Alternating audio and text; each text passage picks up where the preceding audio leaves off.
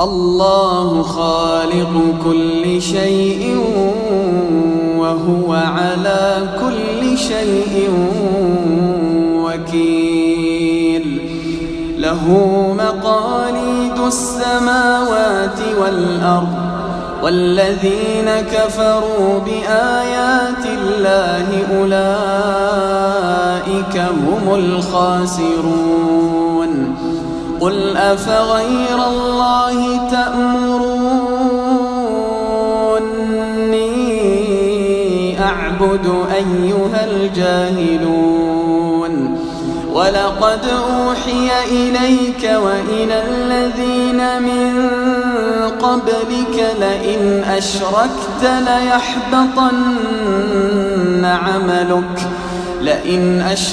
ليحبطن عملك ولتكونن من الخاسرين.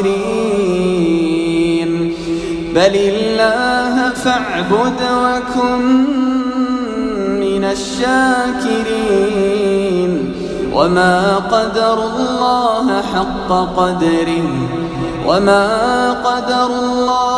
حق قدره والأرض جميعا قبضته يوم القيامة والسماوات مطويات بيمينه سبحانه وتعالى عما يشركون.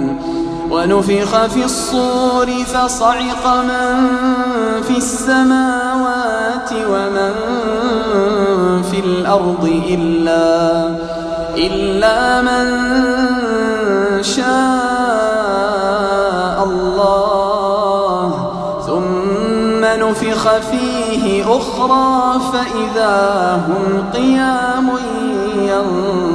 ينظرون. وأشرقت الأرض بنور ربها ووضع الكتاب وجيء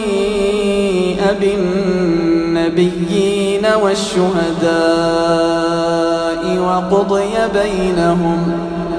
وقضي بينهم بالحق وهم لا يظلمون.